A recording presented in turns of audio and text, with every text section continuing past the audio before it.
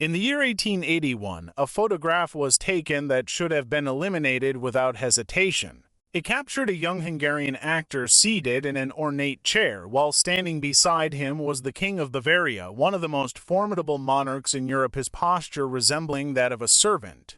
This stark violation of royal protocol was nothing short of scandalous. A king should never stand while a commoner is seated. The mere existence of such an image suggested that this commoner was something far more significant than anyone was meant to know. When duplicates of this photograph reached Munich, government ministers understood at once the gravity of what it revealed. This was not merely a breach of decorum, it was the unmasking of a dangerous secret that had been meticulously concealed for over 2 decades. The photograph laid bare the king's most guarded secret for all to see. This single image would ignite a conspiracy that would culminate in a scene of death, with 2 bodies discovered floating in a lake, one belonging to a fisherman who had been silenced with cash payments, and the other to a king whose demise remains enveloped in mystery, one that continues to be classified in Germany to this day. You might recognize Ludwig II as the Mad King who commissioned the fairy tale castle that inspired Disney's Sleeping Beauty castle Neuschwanstein, perched majestically on a Bavarian cliff. It attracts around 6 million tourists annually. Yet, what is often left unspoken during those guided tours is that every turret, every concealed passageway, and every hidden chamber within the castle was intricately designed to conceal the tumultuous life of Ludwig, who had turned his world upside down, choosing to live predominantly in nocturnal isolation. Ludwig II had discovered a truth about himself that could have brought about his ruin if exposed. During the night, he could finally embrace his true affections and desires. This narrative recounts how one illicit photograph unmasked an entire shadow kingdom built upon hidden truths. Here resided a king unable to love women, who crafted an elaborate realm of darkness where he could authentically be himself. It was within this nocturnal world that Ludwig employed cutting-edge electrical technologies to illuminate underground grottos for his midnight escapades, where lavishly compensated servants were instructed to erase what they witnessed. Eventually, however, the wrong individuals uncovered the sordid truths lurking within that darkness, deciding that Ludwig's time had come to an end. On the evening of June 13, 1886, at Lake Starnberg in Bavaria, 2 bodies bobbed in water that reached waist deep. One belonged to Dr. Bernhard von Gudden, a psychiatrist with the utmost respect, his face marred with scratches and his neck bearing signs of strangulation. The other was that of Ludwig II, the King of Bavaria, who was only 40 years old at his death, with his watch mysteriously stopped at 6:54 p.m. The official narrative would later declare it to be a suicide by drowning, yet the king was an exceptional swimmer. No water was found in his lungs. The fisherman who first spotted the bodies was unusually compensated for the rest of his life and curiously ascended to the position of mayor in his small town. To comprehend how a king met his end in a lake, why a doctor was found strangled, and why a fisherman was hush-hush about events, we must rewind to the moment when this beautiful but cursed prince first faced his grim reality. It was Munich, 1863, where an 18-year-old Ludwig first laid eyes on Prince Paul, the handsome aide-de-camp who would come to shatter his world. Clad in a uniform adorned with golden buttons and impeccable posture, Paul was unlike any of the beautifully striking men Ludwig had previously observed at court.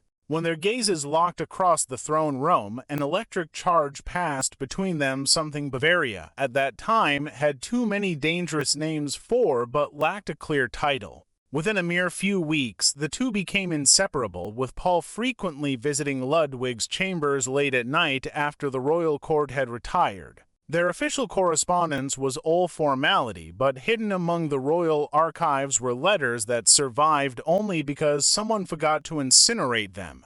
"Dear and beloved Ludwig," Paul inscribed in one surviving note, "my heart beats solely for you. When I spy light in your window at the residence, I know you are thinking of me. I am consecrated to you, body and soul." Ludwig responded with a fervor that would later be branded as evidence of his madness, "You are the sun in my darkness. When separated, I cannot eat, cannot sleep.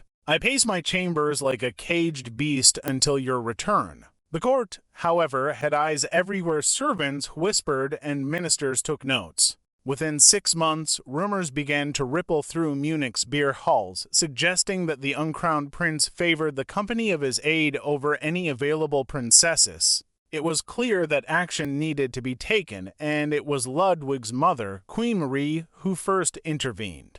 She summoned Paul for a private audience. The contents of their conversation remain a mystery, but Paul left Bavaria that very night, transferred to a position in Prussia from which he would never return. This departure marked Ludwig's first experience of heartbreak, teaching him a painful lesson: love would always mean loss for him. However, in the months following Paul's exit, another significant transformation took place, one that would define Ludwig's future. His daily routine began to shift. He gradually started missing morning meetings and arriving late to afternoon councils. By winter, courtiers noticed that the prince was rarely seen before sunset. One minister documented, "His Highness seems to have developed an aversion to daylight itself." They attributed this behavioral change to grief, but were only partially correct. For Ludwig had discovered a liberating truth despite his sorrow. In the cover of darkness, he could shed the persona he wore during daylight.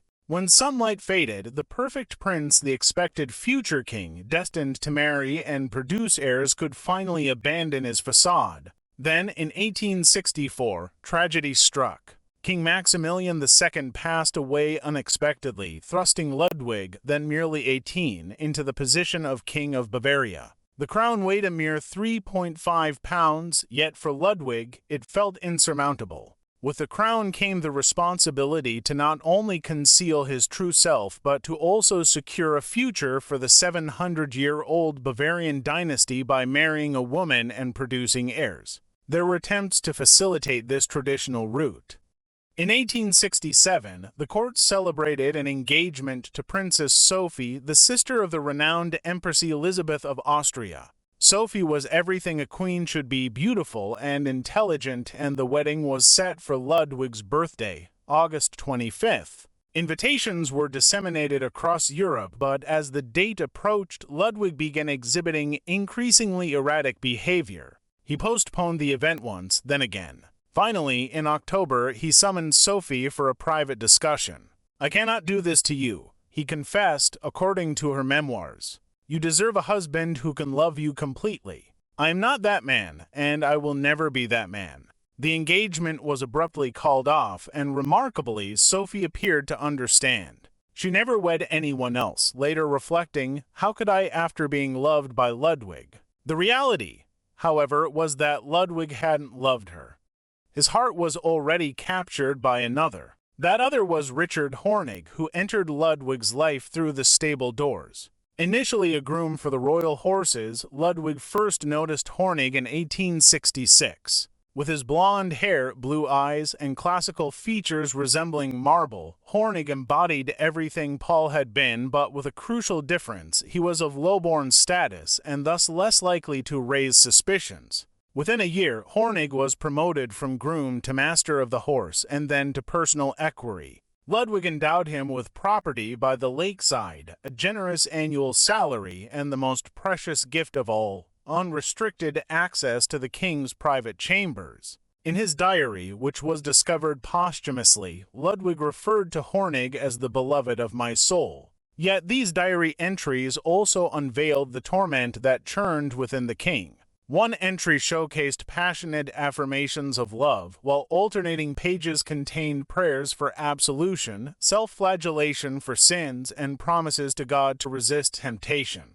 "I am damned," Ludwig wrote in 1869, but damnation with him is sweeter than salvation alone. Around this time, Ludwig made a perplexing decision that has baffled historians for ages. He decided to construct a castle, not just any castle, but a medieval fantasy perched upon an impossible cliff and accessible solely via a bridge that could be destroyed in the event of an attack. He named it Neuschwanstein, meaning New Swan Stone. However, historians typically overlook a crucial aspect. Every single room in Neuschwanstein was meticulously designed for privacy. Secret passages interlinked bedrooms, while concealed entrances allowed servants to enter and exit unseen. The throne room, magnificently adorned with Byzantine mosaics depicting angels and kings, had one alarming detail. The throne itself was never installed, as Ludwig never intended to hold court there. Neuschwanstein wasn't built for royal functions.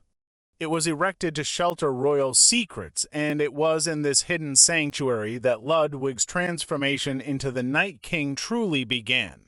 Initially, the change was so gradual that few took notice. Ludwig began scheduling meetings for progressively later times, transitioning to the majority of court affairs taking place after dark. By 1875, the transformation was complete. Ludwig II of Bavaria had inverted his entire existence. Night began at 7 p.m., breakfast was served at midnight, lunch at 3 a.m., and dinner at sunrise, after which he would retire to bed. Historians have labeled this behavior as madness, eccentricity, or signs of deteriorating mental health. However, they overlooked the profound truth. During those nocturnal hours, Ludwig had unfurled a shadow kingdom, a parallel Bavaria that thrived solely in darkness, occupied by those who, like him, felt unable to exist in the harsh light of day. The inhabitants of this clandestine kingdom were meticulously handpicked. Naturally, Hornig occupied a central role, practically living within the king's quarters. But others joined the fold: young actors from Munich's theaters, recruited after midnight performances, and musicians who played exclusive concerts in the Venus Grotto, an artificial cave that Ludwig constructed at Linderhof Palace, featuring an underground lake illuminated by electric lights that shifted in color according to mood: red for passion, blue for melancholy, and green for jealousy.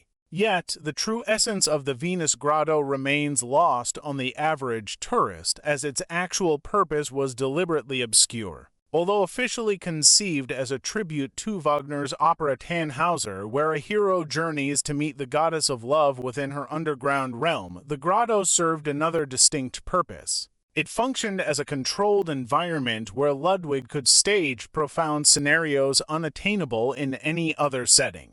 Envision, if you will, an artificial cave stretching 90 meters long with a heated lake maintained at precisely 28 degrees Celsius. Mechanical wave machines created gentle swells, while musicians performed Wagner's compositions from behind artificial rocks. In the center, a golden boat carved like a shell awaited, allowing Ludwig to drift with his chosen companion for hours. This exquisite lighting system was revolutionary. The very first power station in Germany was established solely for the pleasure of one man. However, the lights served another crucial function.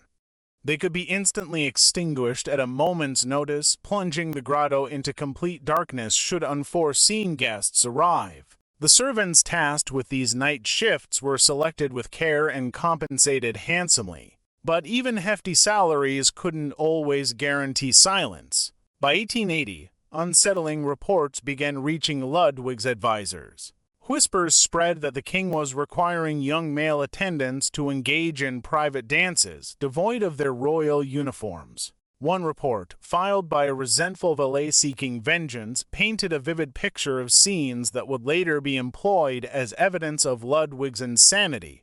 His Majesty commands performances that would shame a Roman emperor. Young men chosen for their beauty must dance before him, adorned only in garlands of flowers. He observes from his throne, eyes alight in the flickering candle light, occasionally summoning one to whisper private instructions. These alarming accounts might have remained buried in ministerial records had it not been for a fateful event in 1881, the arrival of Joseph Keynes. At merely 23 years of age, Keynes performed at the Munich Court Theatre, portraying Dider in Victor Hugo's Marion Delorme. His performance was commendable but unremarkable. Nonetheless, Ludwig was inexplicably entranced. That very night, he initiated a royal summons. While most actors would have trembled at the thought of a private audience with the increasingly reclusive king known for his peculiar behaviors and eccentric requests, Keynes was different, ambitious, yet inherently curious about this enigmatic monarch shrouded in darkness. Their first meeting continued until dawn, with the details remaining unknown. Yet within a week, Ludwig had invited Keynes on an expedition to Switzerland not as an entertainer but as a companion. Their May 1881 trip was meant to be clandestine, with Ludwig traveling under the alias Count von Berg and Keynes posing as his secretary. However, in his infatuation, Ludwig made a critical misstep. He consented to have a photograph taken of them in Lucerne, one fateful photograph. In this image, Keynes appears relaxed in an ornate chair, nonchalantly resting his hand on his knee, while Ludwig stands beside him, the King of Bavaria standing and seemingly subservient to a mere actor. Yet it is their expressions that truly narrate the underlying tale. Keynes gazes directly at the camera with a slight, confident smile, while Ludwig's eyes are not on the lens but directed ardently at Keynes. His expression reveals a man wholly and hopelessly in love. When copies of this photograph made their way back to Munich, the ministers were appalled not merely due to the breach of protocol but because what it painfully exposed. The very essence of the king's concealed sexuality, a truth locked away for nearly 2 decades, was suddenly on display for anyone willing to look. Count Maximilian von Holstein, once a trusted accomplice turned political adversary, seized the moment. He began gathering evidence, not only this photograph but also testimonies from dismissed servants and receipts for extravagant gifts presented to male companions. Most damaging of all were excerpts from Ludwig's personal diary, purloined by a bribed valet. Yet Holstein understood that mere evidence of homosexuality would not be adequate to dismantle a king's reign. Bavaria was a place where such preferences were often quietly accepted among the nobility, provided they were kept discreet. He required something more, a means to declare Ludwig insane. Enter Dr. Bernhard von Gudden, Bavaria's premier psychiatrist, a man harboring his own aspirations. Despite having never met Ludwig, never having examined him, nor even sharing the same room, Gudden produced an exhaustive medical diagnosis that would come to symbolize the epitome of medical malpractice. The report, compiled in March 1886, would eventually be deemed as an unmitigated justification for the unfolding tragedy of a once great monarch enveloped in secrecy and shadow. Subscribe to our channel and press the bell icon to support our work and never miss an upload. Like this video, drop a comment, and share it with others to show your support and help us grow this historical community.